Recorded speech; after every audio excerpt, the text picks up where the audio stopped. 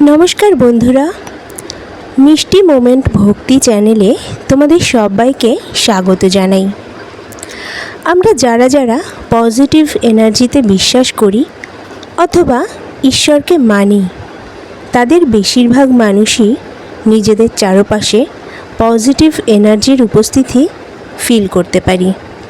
কোনো বিপদে পড়লে আরাধ্যকে স্মরণ করে বিপদ থেকে মুক্তির পথ পাই, এটাই আমাদের বিশ্বাস।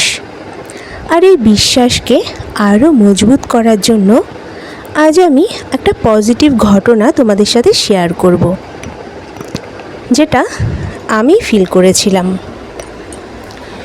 2016 সালের অক্টোবর মাসে আমার মাসি, মেসো ও সব ভাই বোন মিলে 14 জনের টিম বৈদ্যনাথ ধাম দর্শন করতে যাই। বাবা মা যায়নি, মাসি মেসোর সাথেই গিয়েছিলাম।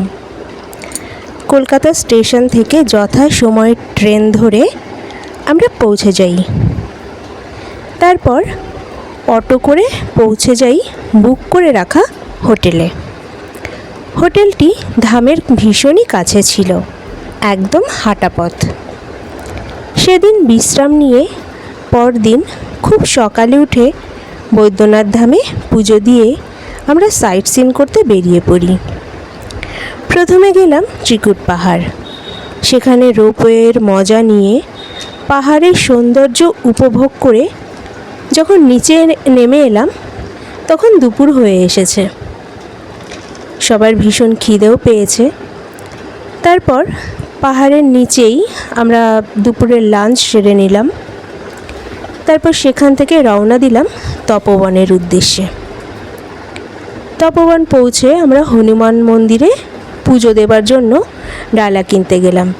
তবে এখানে বলে রাখি, আমরা যেহেতু দুপুরে নিরামিষ খাবার খেয়েছিলাম, তবুও ওখানে পূজারীকে জিজ্ঞাসা করে নিয়েছিলাম যে আমরা তো নিরামিষ ভাত খেয়েছি, আমরা পুজো দিতে পারবো কি না। তো উনি বলেছিলেন, হ্যাঁ তোমরা পুজো দিতে পারো, নিরামিষ খেয়েছো, আর তাছাড়া যেহেতু দর্শন করতে এসছো, পুজো না দিয়ে গেলে মনটাও ভালো লাগবে না, তো তোমরা পুজো দিতে পারো। তারপর আমরা ডালাটা কিনে নিলাম। ডালা কিনে টাকা দেবার সময় খেয়াল হলো আমার বড় মেসোর মোবাইল আর ওয়ালেট মিসিং, তার পকেটে নেই সেটা। তারপরে সে মোবাইল ফোন কিছুতেই খুঁজে পাচ্ছে না। আমরা যে যার ফোন থেকে মেসোর মোবাইলে চেষ্টা করতে থাকলাম। ফোনে রিং হচ্ছে, কিন্তু কেউ রিসিভ করছে না। তারপরেই আমরা ভাবলাম যে রিং যখন হচ্ছে তাহলে চুরি টুরি কিছু হয়নি, হয়তো গাড়িতে ফেলে এসেছি আমরা। তারপরে সবাই মিলে গাড়িটাকে তন্ন তন্ন করে খুঁজে ফেললাম, কিন্তু মোবাইল বা ওয়ালেট কিছুই পাওয়া গেল না।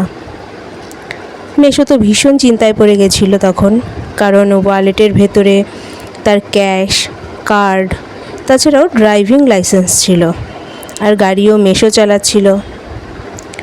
তারপর আমরা সবাই মিলে আবার গাড়িটাকে ভালো করে খুঁজলাম, তবুও পেলাম না। এভাবে প্রায় 45 মিনিট কেটে গেল। তখন আমার ভাই আবার মেসোর ফোনে ফোন করলো। আবার রিং হলো। হঠাৎ করেই কেউ একজন ফোন রিসিভ করলো। ওপার থেকে হিন্দিতে বলল, ফোন আর ওয়ালেট চিকুট পাহাড়ের নিচে যে ধাবায় আমরা খেয়েছিলাম সেখানেই মেসো পকেট থেকে তুলে টেবিলের উপরে রেখে খেতে বসেছিল, তো ওখানেই ফেলে এসেছে। তারা জানালো, আপনারা কোনো চিন্তা করবেন না, আপনারা ভালো করে ঘুরুন, হনুমানজি দর্শন করুন, যাবার পথে এখান থেকে নিয়ে যাবেন। ধাবা অনেক রাত পর্যন্ত খোলা থাকে, আমাদেরকে বিশ্বাস করতে পারেন। তো তাদের এত ভালো কথা শুনে, আর যেহেতু হনুমানজির মন্দিরের সামনেই দাঁড়িয়ে আছি, সে তো সব ধরনের সংকট মোচনই করে, তো তারপরে আমরা তাকে অনেক ধন্যবাদ জানিয়ে আমরা হনুমানজির মন্দিরে পুজো দিতে গেলাম। এবার তপবনের হনুমানজির মন্দিরে উঠতে গেলে অনেকটাই সিঁড়ি ভাঙতে হয়, তো সব সিঁড়ি ভেঙে আমরা হনুমান মন্দিরে পুজো করলাম। পুজো করার পরে দেখলাম বহু মানুষ হনুমানজির গুপ্ত গুহায় যাচ্ছে। এবার সবার মতো আমাদেরও ভীষণই ইচ্ছে হলো, মানে আমাদের ভাই বোনেদের ভীষণ ইচ্ছে হলো আমরাও হনুমানজির গুপ্ত মন্দিরে যাব, সরি গুপ্ত মন্দির নয়, গুপ্ত গুহায় যাব।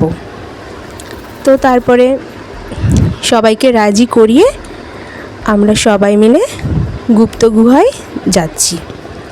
তো তারপরে অনেক টিমই ছিল, শুধু আমরা নয়, অনেকেই যাচ্ছিল, কিন্তু আমরা আমাদের মতো নিজেদের মতো করে যাচ্ছিলাম। তো যেতে যেতে এবার ভেতরে অনেকগুলো সংকীর্ণ পথ আছে গুহার ভেতরে, মানে পাথরগুলো একটার গায়ে একটা প্রায় লেগে আছে। তার ভেতর থেকে কোনো মতে আমরা কাত হয়ে গলে বেরিয়ে এলাম। এইভাবেই মানে গুহার ভেতর থেকে আমরা যাচ্ছি। এর মধ্যেই মানে সন্ধে হয়ে আসে একটা জায়গায় এসে আমরা আর পথ খুঁজে পাচ্ছি না যে আমরা কোন পথ থেকে বেরোবো। এবার এখানে বলে রাখি, যতটা পথ আমরা এসেছি গুহার ভেতর থেকে, ভেতরে বিভিন্ন জায়গায় কিন্তু হনুমানজির মূর্তিও আছে, আর সেখানটাতে পুজোও হয়েছে। এবার অন্য কোনো সময় পুজো হয়েছে যে সেখানটাতে প্রদীপ জ্বলছে বা ফুল রয়েছে, সেগুলো দেখতে পাচ্ছিলাম। তো আমরা এমন একটা জায়গায় পৌঁছলাম, সেখান থেকে আমরা আর রাস্তা খুঁজে পাচ্ছি না, গুহার পথ আর খুঁজে পাচ্ছি না যে আমরা কোথা থেকে বাইরে বার হব। সন্ধেও ওদিকে হয়ে এসছে, একেই গুহা, ভেতরটা অন্ধকার। তো আমরা তো কিছুতেই খুঁজে পাচ্ছি না রাস্তা। তো সবাই ভীষণই চিন্তায় পড়ে গেলাম যে আমরা আদৌ কি বেরোতে পারবো কি না এর ভেতর থেকে, কারণ রাত হয়ে যাচ্ছে, রাতে বেরোতে পারবো কি না। এবার আমরা তো কারো সাহায্যও নিতে পারছি না, কারণ যাদের পেছনে আমরা এসেছিলাম তারা তো অনেক আগেই বেরিয়ে গেছে, আর আমরা তো পেছনে পিছিয়ে পড়েছিলাম, যেহেতু অভ্যাস ছিল না পাহাড়ে চড়ার বা গুহার ভেতরে প্রবেশ করা, আমাদের প্রথমবার ছিল সবারই। তো যার জন্য যারা একটু বয়স্ক ছিল তারা তো ভীষণই চিন্তিত হয়ে পড়ল, কেউ কাঁদতে শুরু করলো। আর কয়েকজন মানে আমাদের যে গার্জিয়ানরা, মেসোমাসিরা, তারা প্রার্থনা করতে লাগলো হনুমানজির উদ্দেশ্যে যে হে হনুমানজি, আমরা তো তোমার দর্শনেই এসেছি, এসে এইভাবে গুহার ভেতরে আটকে পড়ব, আমরা কি পাপ করেছিলাম, এই সমস্তই মানে বলা বলি চলতে লাগলো। তো হঠাৎ করে দেখতে পেলাম আমরা যেখানটাতে আটকে পড়েছি, মানে যেখান থেকে আর রাস্তা খুঁজে পাচ্ছি না, সেখানে একটা হনুমানজির মূর্তি রয়েছে, একদম কি বলবো, হালকা প্রদীপ জ্বলছে, হালকা আলো আছে ওখানটাতে। সেখানটাতে একটা বাচ্চা মেয়ে বসে বসে প্রসাদ খাচ্ছে, হনুমানজির প্রসাদ খাচ্ছে। প্রথমে আমাদের কারোই খেয়াল হয়নি, বা এতই সবাই টেনশানে ছিল যে ওদিকে কারো খেয়াল হয়নি। তো তারপরে আমার সেই বড় মেসোই এগিয়ে গেল বাচ্চা মেয়েটার দিকে। বাচ্চা মেয়েটা হিন্দিতে কথা বলে। তো বাচ্চা মেয়েটাকে জিজ্ঞাসা করলো যে সে এখানকার লোকাল কিনা। তো সে বলল, হেসে বলল যে হ্যাঁ, সে ওখানকার লোকাল, আর খুব রুক্ষ চুল, শরীরের অবস্থাও ভীষণই রুগ্ন। তো তাকে বলল যে তুমি এখানে কি করছো, এত মানে সন্ধে হয়ে এসছে, তুমি একা। বলছে আমি এখানে প্রতিদিনই আসি, এখানে যত গুহার ভেতরে যা হনুমান মন্দির আছে সব জায়গা পুজো হয়, তো আমি এখানে প্রসাদ খেতেই আসি, অন্যরা কেউ আসে না, ভয় পায়, আমি আসি। বাচ্চা মেয়েটার কথাগুলো ভীষণ ভালো লাগছিল শুনতে। তখন মেসো বলল যে তুমি তাহলে গুহা থেকে বেরোনোর রাস্তা তুমি জানো? ও বলল হ্যাঁ জানি। তখন মেসো বলল যে তাহলে তুমি আমাদেরকে বের করে নিয়ে যেতে পারবে? ও বলল হ্যাঁ পারবো, তোমরা ভয় পেও না, আমার পেছন সবাই এসো, আমি তোমাদেরকে ঠিক বাইরে নিয়ে যাব। তখন আমরা ভাবলাম যে ও কি সত্যিই পারবে নাকি বাচ্চা খেয়ালেই বলে ফেলেছে। যাই হোক, আমরা ওকে ভরসা করে ওর পেছন এগোতে থাকলাম। এবার ও যত যাচ্ছে ততই মনে হচ্ছে আরে এই তো রাস্তা, আমরা কেন এতক্ষণ দেখতে পাচ্ছিলাম না। একদম সুন্দর রাস্তা, মানে সুন্দর রাস্তা বলতে পাথরের ভেতর থেকেই রাস্তা, কিন্তু এতটা মানে চওড়া রাস্তা অথচ আমরা দেখতে পেলাম না, এটাই ভাবছিলাম।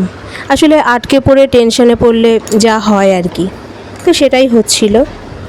তো তারপরে ও আমাদেরকে খুব কম সময়ে গুহার থেকে বাইরে, ঠিক সেই যেখান থেকে আমরা যাত্রা শুরু করেছিলাম হনুমান মন্দিরের আর এক পাশে আমাদেরকে বার করে নিয়ে আসলো।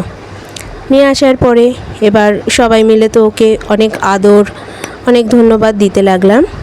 তারপরে আমাদের যে ছোটো মেশো ছিল, সে ওই বাচ্চা মেয়েটাকে কিছু টাকা অফার করলো, যে যেহেতু শরীরের মানে রুগ্ন ছিল, উস্কো খুস্কো ছিল, যে হয়তো এই টাকাটা দিলে ওর একটু উপকার হবে। তো তার জন্য কিছু টাকা অফার করলো, কিন্তু বাচ্চা মেয়েটা কিছুতেই টাকাটা নিতে রাজি হলো না, আর নিলও না। বললো না, আমার টাকা চাই না, আমার এখান থেকে সকাল বিকেল যা প্রসাদ পাই তাতে হয়ে যায়, আর বাড়িতে আমার খাবার দাবার কোনো অসুবিধে নেই, তোমাদের টাকা দিতে হবে না গো, তোমরা যাও, এখানে এসেছো এটাই অনেক বড় কথা। এবার এই বলছে। তো যাই হোক, সবাই ভাবছে যে একটা বাচ্চা মেয়ে, হাতে কিছুই দিতে পারলাম না। তো এর ভেতরেই মানে আমার চকলেট খাওয়ার একটু অভ্যাস ছিল, এবার আমার ব্যাগে ক্যাডবেরি ছিল দুটো। তো একটু সংকোচ করেই ক্যাডবেরি দুটো ওকে সাধলাম নিয়ে, যে ও ক্যাডবেরি খাবে কি না। দেখলাম খুব আনন্দ করে ক্যাডবেরিটা নিয়ে নিল। এবার সবাই বলল, হ্যাঁ বাচ্চা তো, টাকা দিয়েও কি করবে, হয়তো টাকাটাও নিতে অভ্যস্ত নয়, ঠিক আছে ক্যাডবেরি দিচ্ছে যখন নিয়েছে, ঠিক আছে আরও কয়েকটা তাহলে ক্যাডবেরি ওকে এনে দিই। এই বলে বাচ্চা মেয়েটাকে ওখানে দাঁড়াতে বলে আমরা সিঁড়ি থেকে নিচে নেমে এলাম। আমরা সবাই গাড়িতে চলে গেলাম, আর ছোটো মেশো কয়েকটা ক্যাডবেরি কিনে, 5-6টা মতো ক্যাডবেরি কিনে ওকে দিতে গেল। কিন্তু দিতে গিয়ে দেখে ওখানে আর কেউ নেই, মানে বাচ্চা মেয়েটা ওখানে দাঁড়িয়ে নেই। এবার আশেপাশে দোকানদারকে জিজ্ঞাসা করলো, দোকানদাররা বলল যে আমরা তো এই দোকানের কাজে ব্যস্ত ছিলাম, কোনো বাচ্চা মেয়েকে দাঁড়িয়ে থাকতে আমরা দেখিনি। তো এটা এসে যখন ছোটো মেশো বলছে যে বাচ্চা মেয়েটাকে আমি তো দেখতে পাইনি, আর আশেপাশে কোনো দোকানদারও দেখতে পাইনি, সাথে সাথে আমাদের কীরকম একটা অদ্ভুত ফিল হতে লাগলো, গায়ে কাঁটা দিল, যে তাহলে ওই বাচ্চা মেয়েটাই এমন একটা পজিটিভ এনার্জি ছিল যে আমাদেরকে ওই সময় ওই বিপদের হাত থেকে রক্ষা করেছিল, যার জন্য আমরা নির্বিঘ্নে ওই গুহা থেকে বেরিয়ে আসতে পেরেছিলাম। আর তাছাড়া সংকটমোচন হনুমানজির মন্দিরে কী বা বিপদ হতে পারে, তাই না? তো এই ছিল আমার ফিল করা, দেখা একটা ঘটনা, ভীষণই পজিটিভ, যার থেকে আরও ভগবানের প্রতি বিশ্বাসটা আরও অনেক বেড়ে গেল। তো বন্ধুরা, তোমরা যারা যারা শুনছো, তোমাদের কি জীবনে এরকম কোনো পজিটিভ ফিলিংস হয়েছে? যদি হয়ে থাকে তাহলে কিন্তু তোমরা শেয়ার করতে পারো, আর শেয়ার করার ইমেল আইডি ডেসক্রিপশন বক্সে দেয়া থাকবে। তাহলে তোমরা সবাই খুব ভালো থেকো। জয় ঠাকুর শ্রী রামকৃষ্ণ।